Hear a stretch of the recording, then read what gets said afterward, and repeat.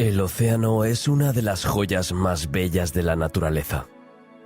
Alberga una fauna y una flora increíblemente ricas y hermosas.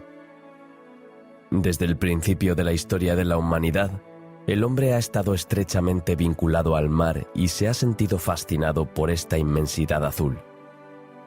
Las profundidades del mar son aún más codiciadas y fascinantes porque siguen siendo un misterio a pesar de todos los inventos técnicos de los que somos capaces. El hombre puede viajar por tierra, mar, aire e incluso en el universo. Ha pisado la luna, ha observado y estudiado muchos planetas con herramientas de última generación. El conocimiento del hombre sobre el entorno que le rodea ha aumentado a lo largo de los siglos. Sin embargo, todavía hay una gran incógnita en esta ecuación del conocimiento humano: el océano en su inmensidad. La distancia entre la Tierra y la Luna es de 384.400 kilómetros, mientras que la distancia entre la Tierra y Marte es de entre 54 y 70 millones de kilómetros. Pero volvamos al gran azul, la inmensidad del océano y a la magia de las profundidades. Sabemos que el abismo más profundo está a 11.000 metros. 11 kilómetros. Es increíble pensar que el océano puede ser tan profundo, ¿verdad? Y, sin embargo, esto no es nada comparado con las distancias que somos capaces de recorrer en la Tierra, en el aire e incluso en el universo. No obstante, sabemos mucho más sobre nuestro sistema solar, que está tan lejos, que sobre el abismo que está tan cerca de nosotros. Querido viajero, buenos días. Hoy te voy a llevar a un viaje excepcional a las profundidades del mar. Piensa en darle like al vídeo y suscribirte para apoyar el canal. Gracias a todos y que lo disfruten.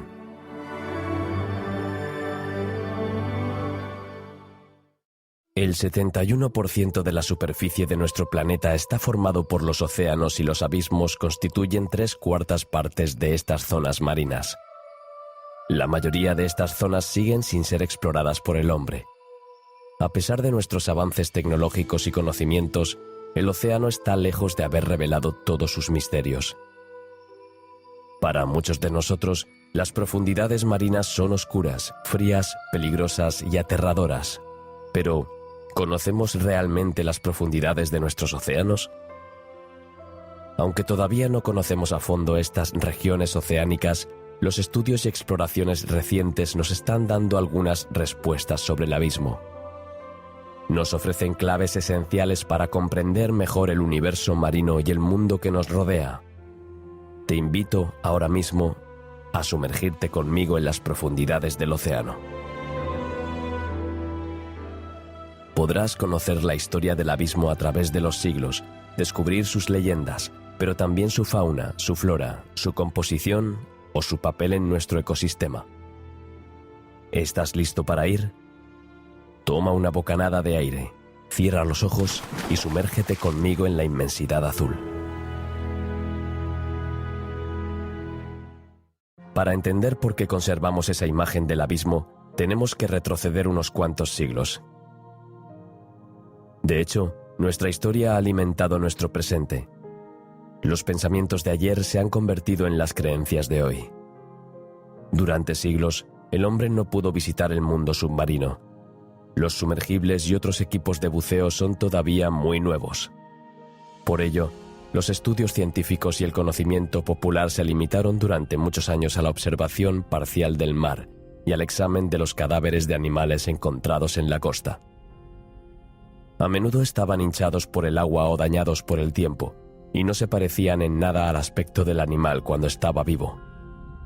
Estas observaciones dieron lugar a suposiciones a menudo exageradas y erróneas. En el imaginario colectivo, el abismo se limita por tanto a una zona submarina oscura, fría y terriblemente hostil. Son el hogar de criaturas gigantescas y temibles. A este respecto, podemos mencionar la leyenda del Kraken, que existe desde hace muchos años.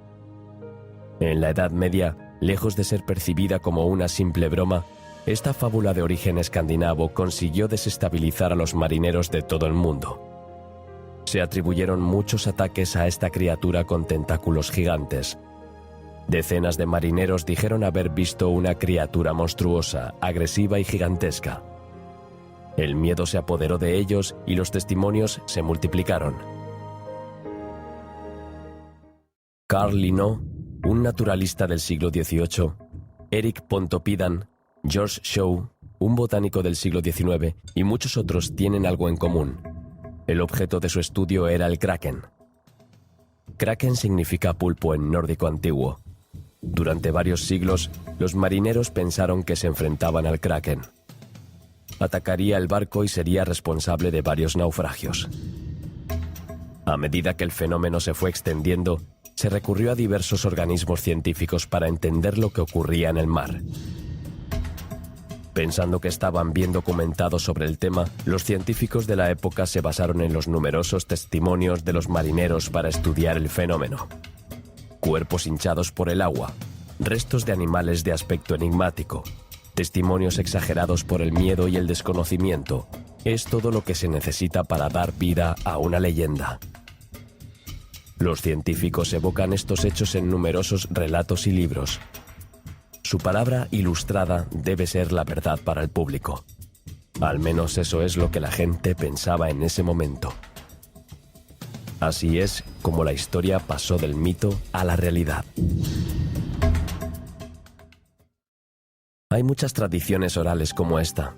Popularizan estas falsas creencias y esta visión truncada del abismo por el pueblo. El abismo, tan cercano y a la vez tan lejano, se ha convertido en una fuente de ansiedad y miedo. Muchas personas mantienen una imagen negativa de las profundidades. Las profundidades se asocian a menudo con la noción de peligro. Esta idea que nos hemos formado de esta parte de los océanos es, en última instancia, el resultado de nuestro desconocimiento sobre el tema, de leyendas y mitos transmitidos de generación en generación. La falta de medios técnicos y de conocimientos científicos ha frenado nuestras esperanzas de descubrimiento, pero no nuestra sed de conocimiento y nuestro profundo amor por el océano. Incluso es una fuente inagotable de inspiración creativa para autores de novelas y guionistas del séptimo arte. Durante décadas, estos artistas han alimentado la imaginación de sus producciones con la inspiración del abismo. Estas regiones submarinas siguen siendo en gran medida desconocidas para nosotros hoy en día, y lo desconocido da paso inevitablemente al misterio y la imaginación. Toda la belleza de la inspiración creativa proviene de esta parte de la imaginación. Muchos autores han elegido el abismo como escenario principal en sus obras. En 1869, por ejemplo, Julio Verne publicó una de las novelas estrella de su obra literaria en su serie Viajes Extraordinarios. 20.000 leguas de viaje submarino, cuya trama se desarrolla en las profundidades del mar. Criaturas increíbles o inquietantes, teorías fantásticas. Todo se vuelve posible. El océano siempre ha sido un mundo aparte, casi esquivo. Por ello, ha dado lugar a muchas leyendas. En primer lugar, está la ciudad de la Atlántida. Según la leyenda, la ciudad fue engullida por las aguas. Zeus se enfadó tanto que provocó terremotos e inundaciones excepcionales para castigar a los atlantes por su orgullo. Platón está en el origen de este mito. Según sus escritos, la ciudad estaba situada en el estrecho de Gibraltar. Los monstruos submarinos también son fuente de muchas leyendas. Esto es especialmente cierto en el caso del famoso kraken. Este calamar gigante tiene unas dimensiones impresionantes, de 13 a 15 metros. Sin duda, este animal fue la musa de algunos escritores como Julio Verne y Víctor Hugo. Según estas historias, el mar está lleno de todo tipo de monstruos marinos que diezman tripulaciones enteras. Pero una de las criaturas más populares de los océanos es sin duda la sirena. A veces benévolas, gentiles y aliadas de los marineros, a veces hechiceras, maquiavélicas y malvadas, las sirenas fascinan. En la mitología griega, las sirenas seducen a los marineros con su voz y su canto. Llevan a los marineros a la locura hasta que ellos mismos provocan el hundimiento de su barco.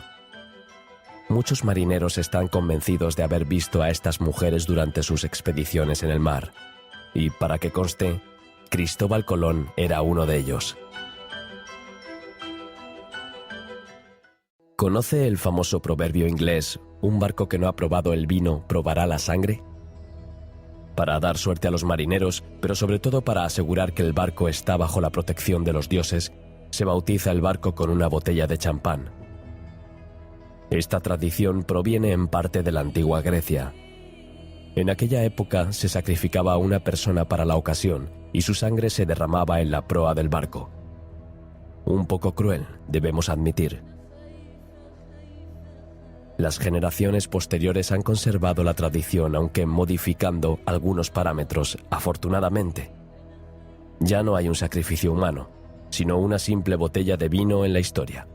Si la sangre fue sustituida por el vino, es porque simboliza la sangre de Cristo y la protección divina. Hoy en día, el champán es más fácil de favorecer. Simboliza la celebración, pero también la felicidad y la suerte. El champán se asocia a los hitos de la vida. La tradición continúa hasta hoy entre los marineros. ¿Sabías que la White Star Line era una de las compañías que no bautizaba sus barcos? Cuando el Titanic se hundió en 1912, el público lo vio como una señal, un mal presagio. Desde entonces, cada nuevo barco es bautizado antes de que salga a navegar por primera vez. El océano es tan vasto que los científicos utilizan un vocabulario específico para comprenderlo y analizarlo en su conjunto. Antes de llevarle a un viaje a las profundidades, unas palabras sobre estos famosos términos. El fondo marino, también conocido como suelo oceánico, incluye todo lo que constituye el fondo del globo sumergido por el mar. Estos fondos están divididos en varias partes según su profundidad. La primera capa se llama plataforma continental, que desciende gradualmente hasta el fondo del océano y se extiende hasta una profundidad de unos 200 metros. Es una extensión del continente que está sumergida por las olas. A continuación viene el talud continental y el glacis continental. Esta vez, el descenso es en abundancia. Descensos casi desde los 200 hasta los 4.000 metros de profundidad por caminos muy empinados. El talud y el glacis sirven de enlace entre la plataforma continental, que se encuentra en el punto más alto del fondo marino, y la llanura abisal, que está casi en el punto más bajo. La llanura abisal, como su nombre indica, es extremadamente plana. Se encuentra entre 4.000 y 6.000 metros de profundidad. Es lo que podríamos llamar el suelo del océano. En este suelo puede haber montes submarinos y volcanes. Sus cimas pueden alcanzar a veces la superficie del mar. Por otro lado, la llanura abisal también tiene trincheras. Estas fosas son gigantescos agujeros que pueden tener más de 10.000 metros de profundidad. En las profundidades se producen numerosos fenómenos, como la erosión, es decir, el proceso de degradación y transformación del suelo, las rocas y las riberas, o la sedimentación, que permite que las partículas dejen de estar en suspensión y se depositen en el fondo y se conviertan en sedimentos. Los fondos marinos también tienen un papel geoclimático, es decir, tienen un impacto en el clima. El fondo marino debe considerarse un sumidero de carbono.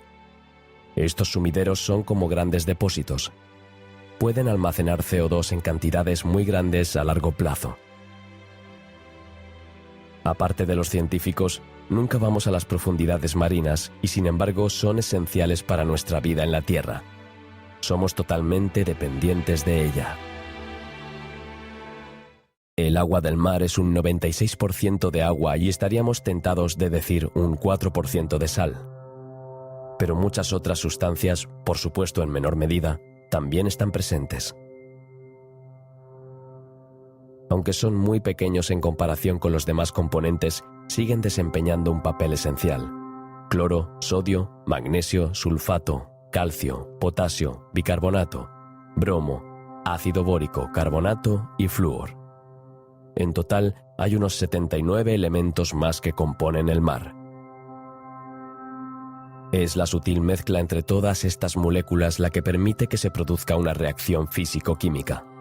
El sodio y el cloro dan lugar al cloruro de sodio, el nombre científico de la sal marina. La plataforma continental es la parte más rica en sedimentos y la llanura abisal la más pobre. La sedimentación es larga y lenta en el océano, solo 1 centímetro cada 1000 años. ¿Habrías imaginado que tardaría tanto? La madre naturaleza tarda mucho, mucho tiempo en hacer su trabajo. Por eso el océano es tan hermoso y frágil al mismo tiempo. Volviendo a nuestras ovejas, o más bien a nuestras partículas, la capa de sedimentos se forma principalmente al pie del talud continental, donde la pendiente es más pronunciada. Es un poco como un tobogán. Todo el sedimento rueda por esta pendiente y se desliza hasta el fondo. Los sedimentos proceden de la erosión de los continentes, con el transporte por el viento, la lluvia, la actividad humana, etc. Pero también los restos orgánicos de animales y plantas marinas. Gracias al transporte de sedimentos desde la costa, debido sobre todo a la erosión de los continentes, los sedimentos caen al fondo del mar y se acumulan al pie del talud continental para formar el glacis continental. Esta parte del fondo marino se encuentra justo antes de la llanura abisal y está ligeramente curvada, ya que contiene todos los sedimentos que se han deslizado. Entre 1872 y 1876, las primeras exploraciones a bordo del HMS Challenger permitieron realizar estudios de profundidad. Para determinar la profundidad y estudiar estos fondos, los científicos utilizaron la técnica de la plomada. Imagina lo laborioso y rudimentario que era este trabajo. Es una primera aproximación interesante, pero sigue siendo limitada. Lo único que sabemos del fondo marino es su profundidad aproximada. No conocemos la fauna, la flora, el relieve ni la composición geológica de esta parte de nuestro entorno. Durante la Segunda Guerra Mundial, como resultado de la misma, los hombres lograron construir dispositivos cada vez más avanzados y precisos. En particular, utilizaron la acústica y el magnetismo para determinar longitudes y puntos precisos. En 1950, una geógrafa y cartógrafa estadounidense, Mary Tarp, consiguió realizar el primer mapa del fondo del océano. Esto supuso un gran avance en la historia de nuestro conocimiento de las profundidades oceánicas. En 1978, la batimetría, ciencia que mide las profundidades y el relieve del océano, dio un nuevo giro gracias al sonar. El sonar multihaz reveló entonces formas terrestres hasta entonces insospechadas: montañas, llanuras, volcanes, etc. Por último, en 2014 se elaboró un nuevo mapa gravimétrico del fondo oceánico, esta vez con datos de satélite. Esta combinación de datos de los dos satélites pone de relieve la resolución horizontal del océano. Esta técnica es más precisa, ya que pone de relieve fallas aún desconocidas y permite precisar la extensión de ciertos relieves, en particular las pequeñas colinas abisales. Como puedes ver, nuestras aproximaciones precisas al océano son todavía muy recientes. Si tenemos un conocimiento más profundo sobre el tema, el gran azul seguro que todavía nos promete algunas sorpresas. Pero por el momento, es hora de que te vayas de viaje. Tienes los conocimientos y el equipo necesarios para convertirte en el perfecto explorador de las profundidades marinas. Así que iniciemos un descenso al abismo. El profundo mar azul te espera. Descubrirás un nuevo universo increíble. Sumerjámonos juntos, poco a poco, paso a paso, en las profundidades del océano. Minuto a minuto, metro a metro, descenderemos más y más bajo, más y más profundo, para descubrir toda la belleza y la magia de este extraordinario elemento, el océano. Esta aproximación al fondo marino se denomina la verticalidad del océano. Abramos juntos las puertas de un mundo extraordinario. Un mundo de 1000 maravillas te espera. Esta zona, también llamada zona epipelágica, zona fótica o más sencillamente zona de sol, antes de sumergirse mucho más profundamente en el océano, es necesario conocer algunos puntos esenciales de esta primera capa. La zona de sol, como su nombre indica, es la zona donde los rayos del sol pueden difundir su luz. Es la zona donde, de niño, te bañabas en la playa. También es una zona donde algunos de ustedes tuvieron la oportunidad de bucear para descubrir este mundo encantador. Peces de todos los colores y formas, extraordinarios animales marinos, corales y plantas que bailan con las olas. Esta zona tiene unos 200 metros de profundidad. El término fótico se utiliza en relación con los rayos solares que penetran en esta capa del océano. En esta parte del mar, las plantas pueden hacer la fotosíntesis. El organismo puede sintetizar materia orgánica mediante un proceso bioenergético. Para ello, necesita luz, agua y dióxido de carbono. Todos estos parámetros están presentes en la zona fótica. Esta zona es poco profunda y comienza cerca de la costa. Se encuentra en lo que se llama la plataforma continental. Esta es la parte del continente cubierta por un espesor de agua, generalmente bastante superficial, unos 100 metros como máximo.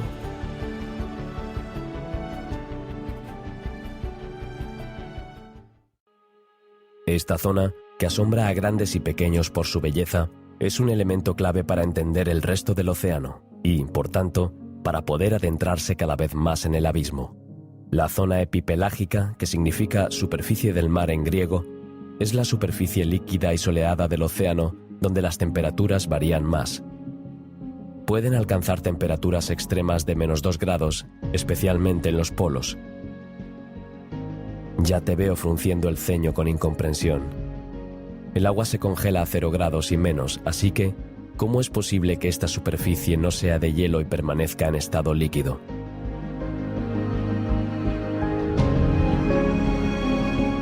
No es agua de mar, sino agua dulce la que se solidifica a esta temperatura. El agua salada, en cambio, consigue mantenerse líquida a temperaturas más bajas. En cambio, el Mar Rojo puede registrar temperaturas de hasta 32 grados. Las otras zonas tienen algunas diferencias de temperatura, pero nunca tan grandes como en la zona epipelágica. Otro elemento esencial que hay que comprender antes de continuar el viaje es que la zona epipelágica se encuentra en la cima de la pirámide alimentaria marina. Todas las capas más profundas dependen de este ecosistema en la superficie del mar. Por ejemplo, la fotosíntesis, de la que dependen muchos animales y plantas, la realizan las microalgas conocidas como fitoplancton. Estos organismos son la clave de la vida marina y prosperan en la parte soleada del mar.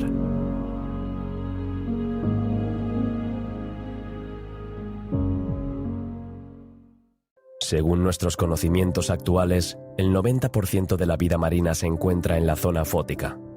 Estamos familiarizados con esta parte del océano, que por un lado es accesible desde nuestras costas y por otro lado no está sometida a mucha presión oceánica. Sí, no hemos mencionado este fenómeno antes. Creo que es un buen momento para hacer balance. Como hemos visto anteriormente en la historia del descubrimiento del abismo, la presión del agua era un freno para aventurarse en las profundidades. En los siglos XVIII y XIX no teníamos ni los conocimientos ni los medios técnicos para desarrollar un dispositivo capaz de soportar esta presión. Cuanto mayor sea la profundidad, mayor será la presión. Para entender este fenómeno hay que visualizar el agua por encima y por debajo de un buceador. En la superficie, el buceador tiene poca o ninguna agua por encima. Por lo tanto, no pesa nada. Sin embargo, cuanto más profundo se sumerja el buceador, más agua habrá por encima de él.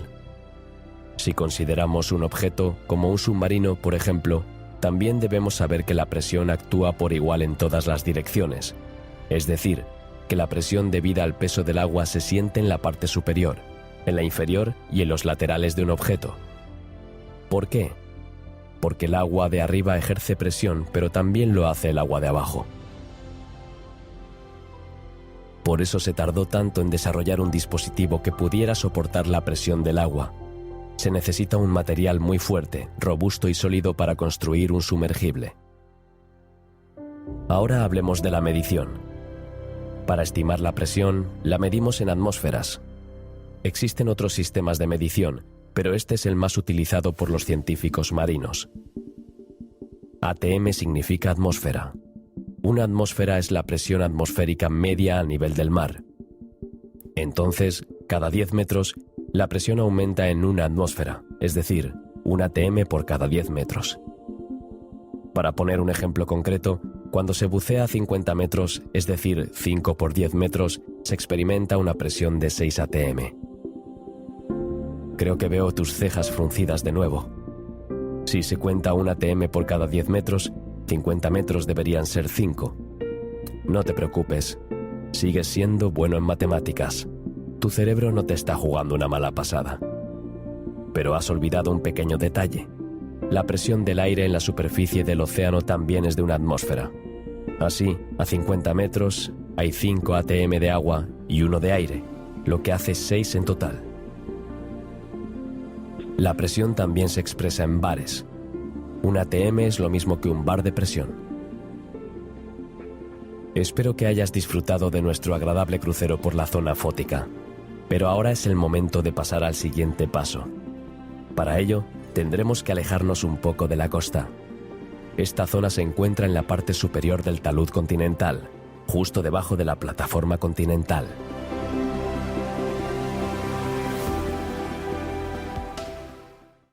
Ahora descenderá un poco más a las profundidades, entre 200 y 1000 metros.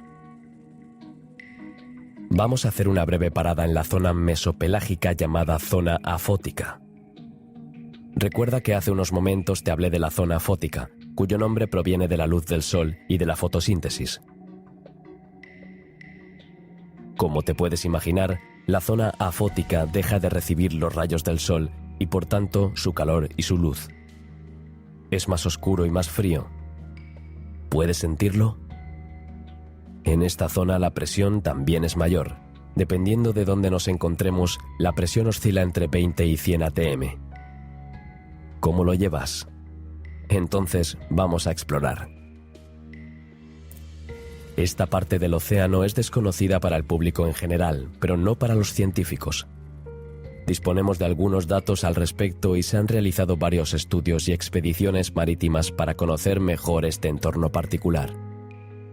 Hasta los 500 metros, las aguas de la zona epipelágica y de la zona mesopelágica pueden mezclarse.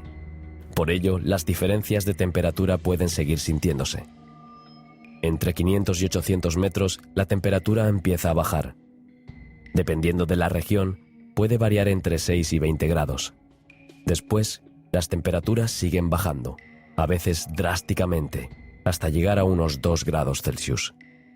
Esto se conoce como la termoclina, la zona de rápida transición térmica entre las aguas superficiales, cálidas y oxigenadas, y las aguas profundas, más frías y saladas.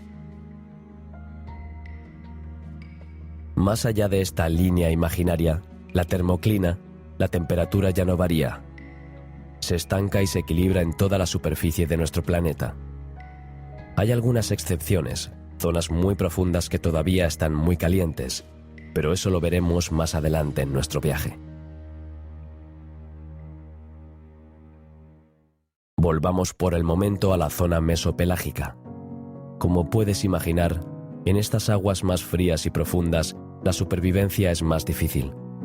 Sin embargo, esto no significa que no haya vida, sino todo lo contrario. En esta zona viven muchas especies de peces, pero también de invertebrados. Entre otros, se encuentran el pez abadejo, la anguila lobo, el tiburón gato y el delfín mular. Puedes ver esta pequeña alga en la distancia. Es el kelp. Mira qué extraordinarios son. ¿No es increíble que consigan vivir en condiciones tan difíciles? Los niveles de luz son bajos, el oxígeno y la temperatura disminuyen, la salinidad y la presión aumentan. ¿Y cómo viven? Para averiguarlo, mira a tu alrededor. Observa a estos animales excepcionales. Verás que solo hay 2 opciones disponibles para ellos. La primera técnica de supervivencia consiste en aprovechar las partículas de plancton que caen al fondo del mar. Son las sobras, las migajas que dejan otras especies. Pero sin ellos la vida de muchos animales marinos sería imposible, y estos animales forman parte del ecosistema marino y mantienen su equilibrio vital. Como le he explicado antes, las microalgas son una parte esencial de la vida submarina. Por eso está en la cima de la pirámide alimenticia del océano. La segunda opción es ser un depredador destacado con habilidades excepcionales. Este es el caso de la mayoría de los animales marinos que tienen su hogar en esta zona del océano. El calamar luciérnaga atrae a sus presas con la luz que producen sus tentáculos. Utiliza la bioluminiscencia. Esto significa que es capaz de producir su propia luz únicamente a través de su propio cuerpo. El tiburón ángel, una majestuosa babosa marina que utiliza sus alas para impulsarse por el agua, es un pequeño molusco que no tiene concha. Se alimenta agarrado a sus presas, gasterópodos, con sus tentáculos y haciéndolos girar.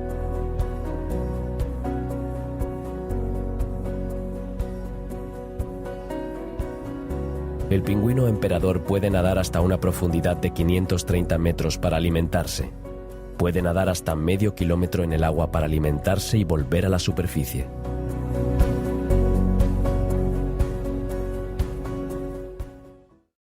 Otros animales conocidos, como algunos delfines, ballenas, focas y leones marinos, también cazan en estas aguas más profundas. Seguiremos descendiendo un poco más. Ahora estamos a una profundidad de 700 metros. A medida que avanza el viaje, descubrirás animales cada vez más sorprendentes en cuanto a su morfología, tamaño, métodos de caza y edad. Aquí, el Nautilus vive felizmente. Es una reliquia de la antigüedad. Su existencia se remonta a más de 500 millones de años. Los pequeños filamentos que se pueden ver sobresaliendo de su caparazón son tentáculos. Tiene unos 90.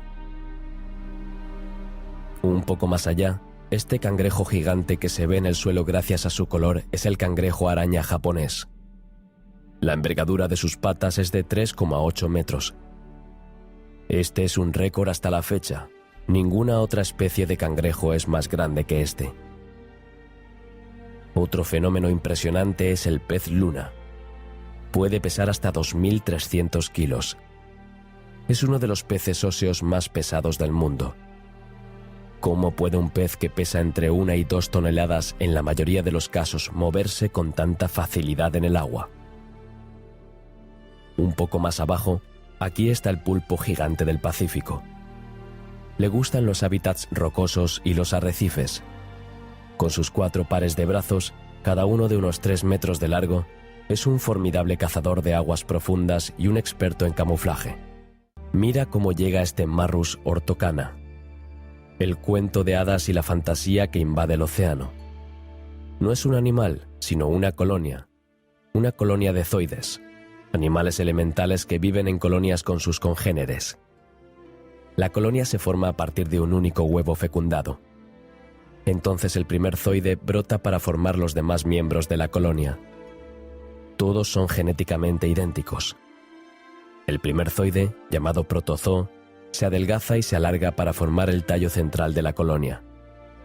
Se alimenta de pequeños crustáceos.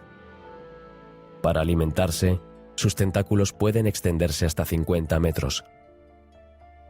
Avanza de forma intermitente y luego saca sus sedales para atrapar a su presa.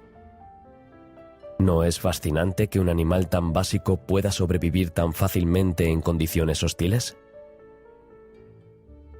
El pez globo es otro ejemplo de esta maravillosa adaptación de la fauna y la flora a su entorno. Aunque este pez de aguas profundas es conocido por su aspecto feo y extrañamente humano, no deja de ser fascinante. La presión es de 60 a 150 veces mayor que en la que podemos sentir en la superficie. La constitución de este pez abisal es, por tanto, particular. Tiene una carne gelatinosa de baja densidad y un cartílago muy ligero. Tiene muy pocos músculos, pero esto no la perjudica. Utiliza muy poca energía para desplazarse, flotando a pocos centímetros del fondo marino.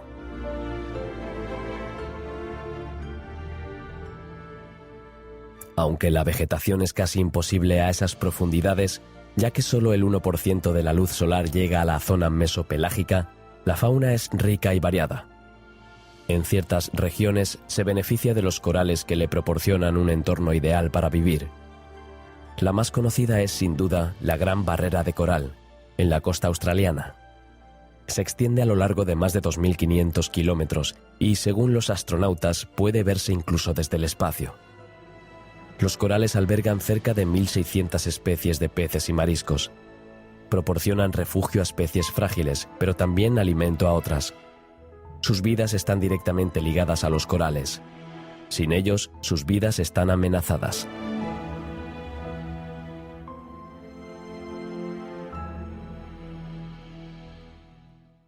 Ahora vamos a bajar por debajo de los 1.000 metros de profundidad para iniciar el descenso de la zona batial. Se extiende desde los 1.000 metros hasta los 4.000 y se encuentra entre el talud continental y el glacis continental. Este último forma el talud que conecta la plataforma continental y el fondo marino. Canaliza el flujo de sedimentos, de los que se compone principalmente. Pueden caer grandes trozos tras un terremoto, pero también hay sedimentos más finos debido a la erosión natural, olas, escorrentía, etc. Para que te hagas una idea de cómo es el glacis continental, puedes imaginarte un corrimiento de tierras, pero bajo el agua.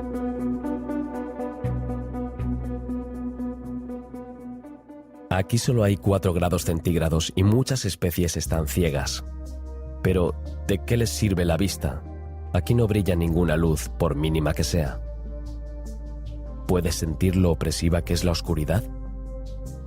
De hecho, para nosotros los humanos, es un entorno insoportable, repulsivo y hostil. Estamos acostumbrados a aprovechar nuestro sentido visual.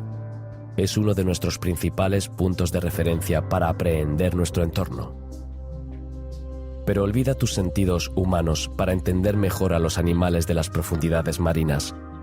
Deja de lado tus prejuicios por unos minutos. Has nacido aquí y estás perfectamente adaptado a tu entorno. Al igual que el 80% de las especies abisales, eres capaz de emitir luz gracias a una reacción química. Su cuerpo está cubierto de una piel muy negra que le permite absorber el 99,5% de la luz.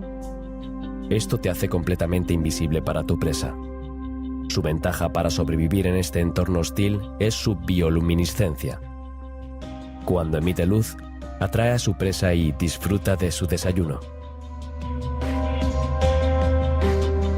Aquí, ninguna planta puede encontrar los elementos necesarios para su desarrollo. No existen en estos bajos. Ninguna especie de pez se alimenta de algas o plantas, excepto los crustáceos que se alimentan de restos orgánicos. Los demás animales marinos son todos carnívoros. Estos carnívoros desempeñan un importante papel en el ecosistema marino. Regulan el desarrollo de ciertas especies y limpian el fondo. Sin esto, muchos cadáveres quedarían desordenados. El mixto, el tiburón volador y el tiburón dormilón que puedes ver cazan, pero también se alimentan de los cadáveres que caen de zonas más altas del océano. Otra adaptación física para la supervivencia es la de las anguilas. Sus cuerpos largos y delgados les permiten soportar la alta presión. La zona mesopelágica es también el hogar del calamar vampiro. No temas su nombre. Nuestra imaginación nos juega una mala pasada cuando utilizamos este tipo de términos. Todo nuestro sistema se pone en alerta con el miedo, pero este animal no es ni un calamar ni un vampiro. Entonces, ¿por qué le dimos ese nombre? Bueno, simplemente por su morfología. Su estructura en forma de capa se asemeja a las alas de un murciélago. Estos moluscos son primos cercanos de los pulpos. Para alimentarse, descienden sobre su presa y la envuelven como una capa o red. Antes de irte, echa un vistazo a este cachalote. Es cierto que se ven regularmente en las partes menos profundas del océano, pero sus cabezas son en su mayoría de tejido y por lo tanto pueden soportar la presión. Se aventuran regularmente en las profundidades para cazar presas de diversos tamaños, como el calamar gigante. ¿Estás listo para continuar el descenso? Vamos. Sígueme, aún quedan muchos descubrimientos por hacer unos metros más abajo. Te encuentras en la penúltima capa del océano y sin duda la más impresionante de todas. Situado entre 4.000 y 6.000 metros bajo la superficie, constituye casi el 80% del fondo oceánico y más del 60% de la superficie de nuestra Tierra. Toda la inmensidad azul visible desde la costa es una minúscula gota de agua comparada con lo que representa la zona abisal. Y aquí, ahora, tienes la oportunidad de descubrir este increíble lugar.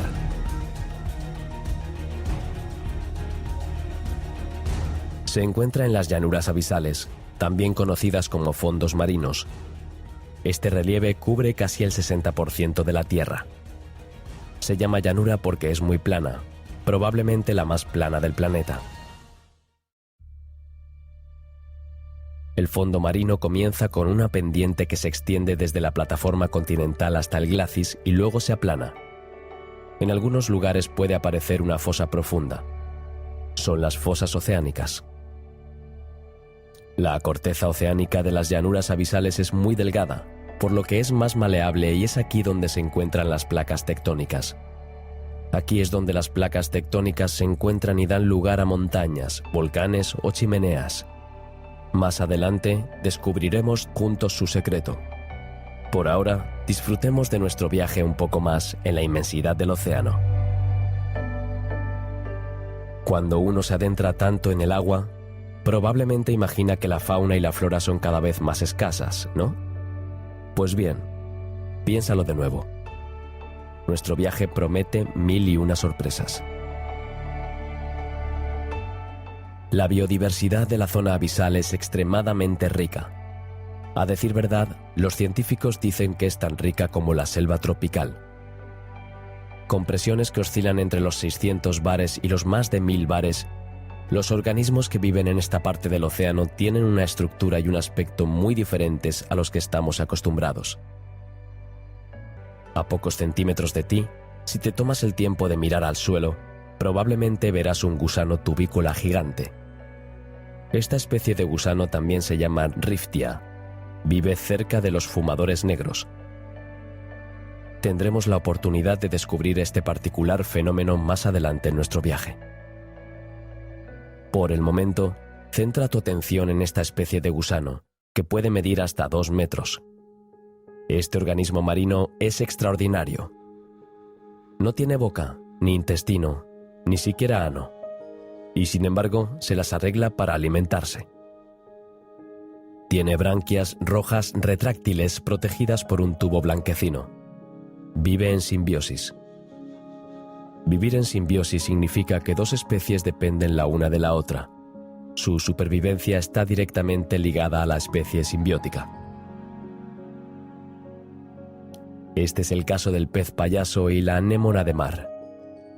El pez payaso ofrece protección a la anémona de mar, es muy venenosa, y ésta a cambio le ofrece las migajas de su comida, ya que no puede moverse.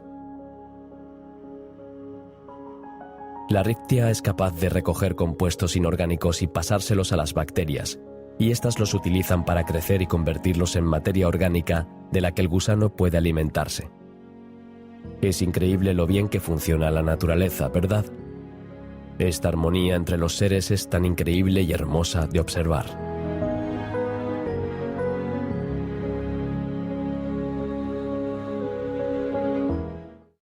Esta vez entramos en la última capa del océano, el más profundo y sin duda el más misterioso. Pocos humanos se han aventurado tan lejos. Tienes una gran oportunidad. James Cameron alcanzó esta profundidad en la fosa de las Marianas a 10.898 metros en 2012. Fue la primera persona en sumergirse en solitario en la fosa de las Marianas, en el corazón del Océano Pacífico. Tras un descenso de casi 2 horas y media, volvió con imágenes increíbles. Es muy difícil entrar en estos bajos para estudiarlos y cartografiarlos. Requiere el uso de satélites de última generación, sumergibles y drones submarinos guiados por cable. A pesar de nuestros avances tecnológicos en este campo, su aplicación sigue siendo muy compleja. Por ello, solo se ha cartografiado el 15% del fondo oceánico. Los relieves codificados por colores destacan las plataformas continentales, las dorsales oceánicas, de las que hablaremos más adelante, la profundidad y las fosas oceánicas. La zona Hadal toma su nombre de la palabra griega Hades. Este es el nombre dado al dios que gobernaba el inframundo. Esta zona se encuentra a más de 6.000 metros de profundidad. A diferencia de las otras capas del océano, no es una zona continua. Se encuentra en puntos específicos del globo. Hay 13 depresiones oceánicas y 33 fosas. En este momento, conocemos 5 de estas fosas: la de Tonga, la de las Kuriles, la de Filipinas, la de Kermadec y la de las Marianas. El punto más profundo, Challenger Deep, se encuentra en la fosa de las Marianas, exactamente a 10.924 metros. El monte Everest, de 8.849 metros de altura, se hundiría en el fondo de esta fosa.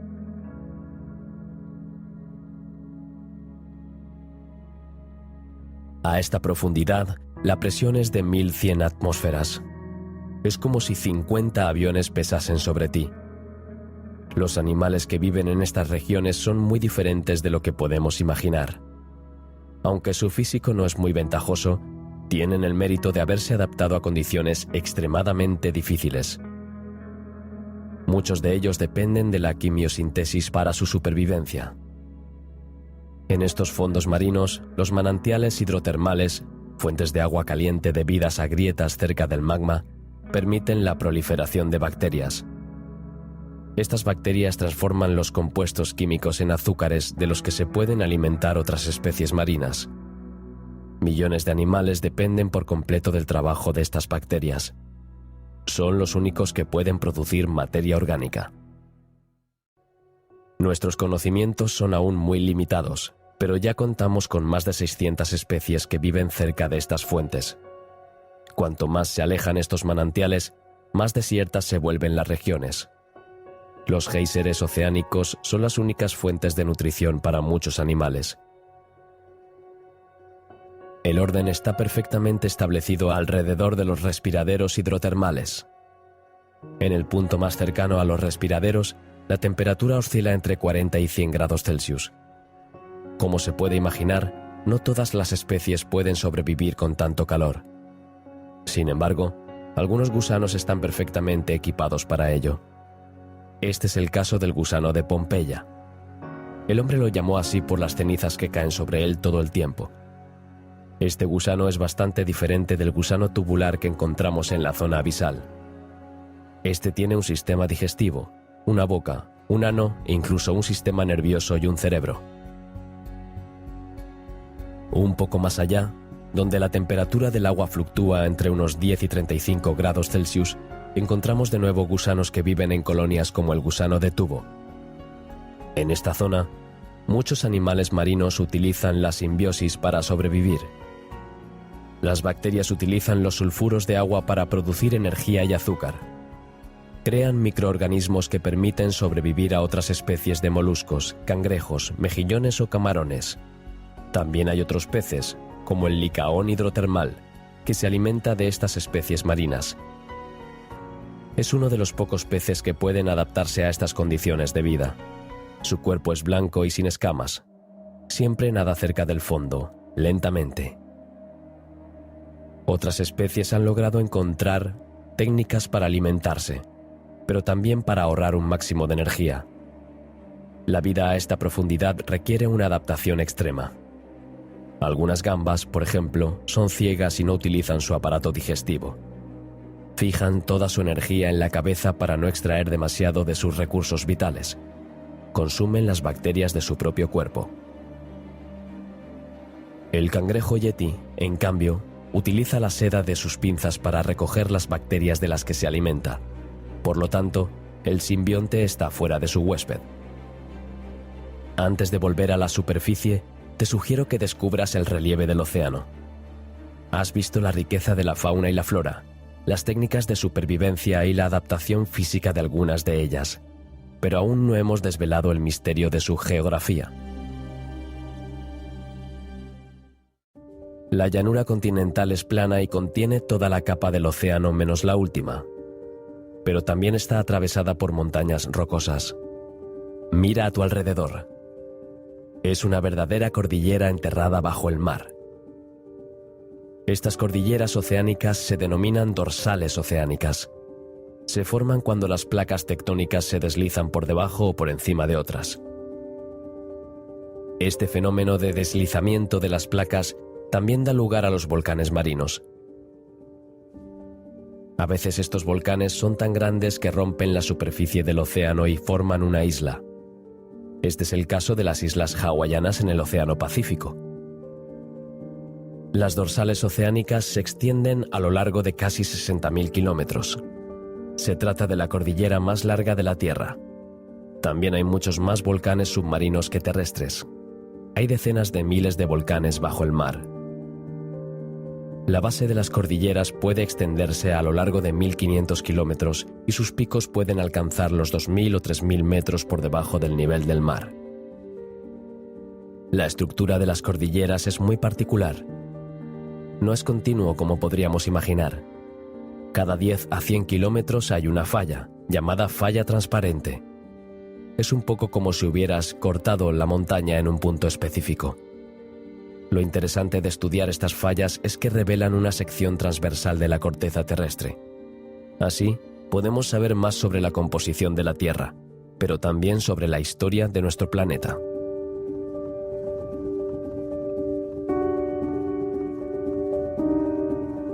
Las cimas de las crestas de las montañas tampoco son lineales. Están entallados. Tienen fallas, lo que se llama una grieta. Pueden llegar a los 1.800 metros de profundidad. Ahora vamos a descubrir un elemento esencial de la vida submarina. Los ecosistemas de cientos de especies dependen directamente de este fenómeno. Esta es la respuesta clave que llevamos años buscando. ¿Cómo es posible la vida en las profundidades del mar? Las fuentes hidrotermales son como los géiseres. También se forman por el movimiento de las placas tectónicas. Esta vez, no es el movimiento de las placas entre sí, sino el movimiento de las placas alejándose unas de otras lo que da lugar a nuevas formas terrestres. Cuando las placas se separan, forman grietas. El magma, es decir, la roca fundida de las profundidades, se expone entonces al agua y los gases calientes escapan por las grietas. Se denominan respiraderos hidrotermales o fumarolas. Según sus características, se pueden observar fumadores negros o blancos. Las fumarolas negras se encuentran más cerca de la superficie del magma. Producen nubes negras llenas de agua de mar hirviendo y minerales disueltos que contienen azufre. Las fumarolas blancas están más alejadas del magma y por tanto menos calientes. Su color blanco se debe principalmente a su composición. Contienen minerales disueltos como el calcio y el silicio. No descubrimos su presencia hasta 1977 en las Islas Galápagos. Así que en realidad es bastante reciente. Estos respiraderos permiten que salga parte del calor contenido en el centro de la Tierra. Solo se encuentran en las crestas oceánicas. Aquí es donde el magma sube y forma cámaras de magma.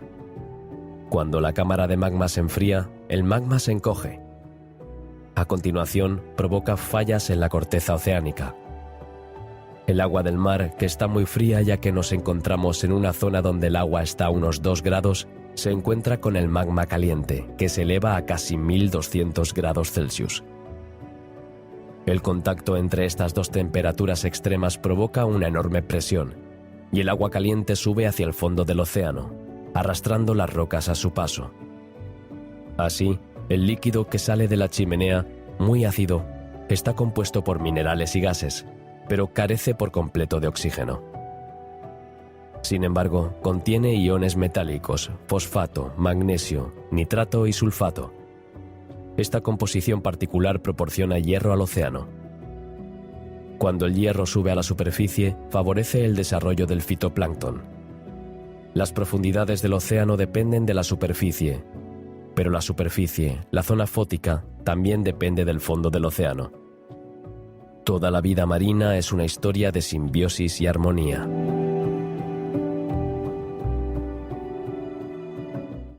Durante mucho tiempo pensamos que la vida, incluso la macroscópica, dependía de la luz. En otras palabras, sin luz no puede haber vida. Por lo tanto, pensábamos que las profundidades marinas estaban totalmente desiertas de fauna y flora. Tras varios estudios y análisis de este entorno, pero también y sobre todo gracias a los descubrimientos relacionados con las fuentes hidrotermales, nuestra visión ha cambiado. Los organismos primarios cercanos a estas fuentes termales utilizan la quimiosíntesis. Transforman la energía química de las sales para producir elementos orgánicos. Esta es, en definitiva, la misma función de la fotosíntesis en las plantas. Estos organismos constituyen el primer eslabón de la cadena alimentaria en las profundidades marinas. Muchas especies también viven en simbiosis.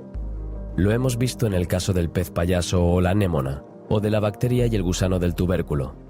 Pero no son ni mucho menos los únicos seres marinos que utilizan esta técnica de supervivencia. Algunas especies simbióticas, como las gambas y las bacterias, son totalmente dependientes entre sí. Las bacterias viven dentro de las gambas para crecer, y las gambas se alimentan de las bacterias para almacenar energía.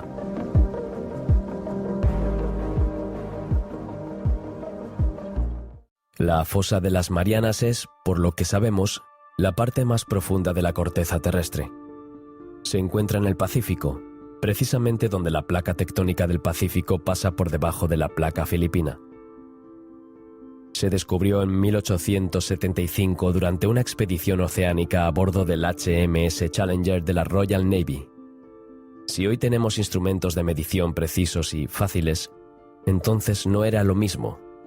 Sí, había que medir con una cuerda.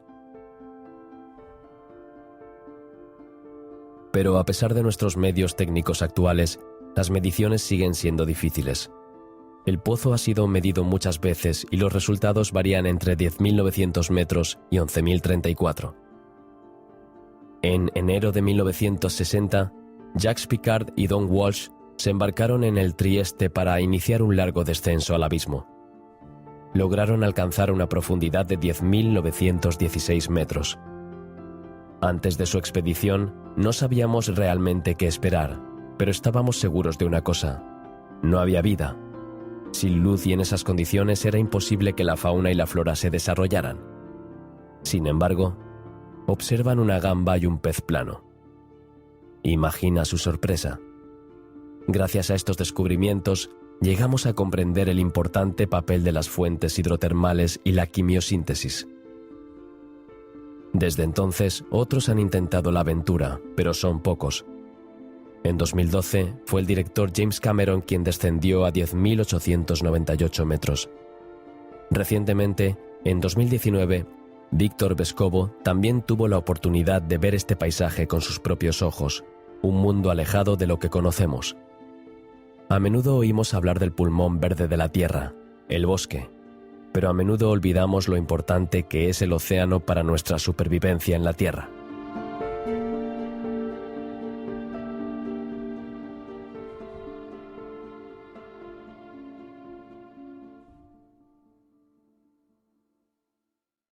Todos los ecosistemas marinos, incluido el abismo, absorben una cantidad colosal de gases de efecto invernadero. De hecho, el metano es su principal fuente de energía. Permite atrapar el carbono para que no suba a la superficie. Sin ella, todo el carbono liberado tendría graves consecuencias, incluido un clima inestable. Aunque las profundidades marinas son una de las últimas zonas inexploradas, no son inmunes a la actividad humana. Les afecta el calentamiento global, pero también los residuos. James Cameron se llevó una desagradable sorpresa al comprobar que a tal profundidad, 10.971 metros, había plástico. La fauna y la flora de los océanos son extraordinarias. La biodiversidad es excepcional. Lejos de ser un mundo aparte, está estrechamente ligado a la superficie. Está en perpetua interacción con los ecosistemas de la superficie. Lo que es absolutamente magnífico y extraordinario es que ambos son tan interdependientes. El océano es la ilustración perfecta del sistema de vida en nuestro planeta. Todas las especies dependen unas de otras y forman un todo. El hombre necesita los árboles, el océano, las abejas. Ahora nuestro viaje ha terminado. Tendremos que volver a la superficie del océano y encontrar tierra firme. Si el corazón del hombre pertenece al mar, su cuerpo solo puede sobrevivir en tierra y no en el océano. Vamos a subir suavemente hacia la zona fótica. Poco a poco, con el paso de los metros, la fauna cambia, la flora vuelve a la vida, la luz se hace más intensa. Entonces podrás por fin sacar la cabeza del agua y tomar una bocanada de oxígeno. El aire fresco en la piel es muy agradable. Las fosas nasales y los pulmones también se alegran de volver a respirar el aire de la superficie. Tus ojos necesitan un tiempo para aclimatarse de nuevo a la luz del sol. Te lo perdiste un poco, ¿no? Has descubierto especies extraordinarias y te has sumergido a más de 10.000 metros en las profundidades del océano. ¿Imaginabas que era posible tanta riqueza en un entorno tan hostil? ¿Crees que los corales, miles de peces, crustáceos, moluscos y otros animales marinos han conseguido adaptarse a cientos de metros de profundidad? En la actualidad, ciertas fuentes hidrotermales profundas, como las fumarolas negras, se asocian a una de las principales hipótesis sobre el origen de la vida en la Tierra. Sin embargo, el abismo sigue siendo muy poco conocido. En la actualidad, más del 95% del abismo permanece inexplorado. Las profundidades marinas están cartografiadas con mucha menos precisión que la Luna, y hay más gente que ha ido al espacio que a las profundidades marinas. A pesar de la hostilidad y de los muchos misterios que rodean a las profundidades marinas, los estudios han revelado la riqueza de estos mundos extraordinarios. Se consideran los ecosistemas más importantes para los ciclos del carbono, el nitrógeno y el fósforo, y para la producción de biomasa, moléculas de interés terapéutico, petróleo, hidrocarburos y minerales. Estas propiedades se estudiaron rápidamente con el fin de aprovecharlas. El uso de bacterias fumadoras negras podría resolver los problemas de contaminación por hidrocarburos en las zonas costeras. El estudio de los procesos de sedimentación a gran escala podría aprovecharse.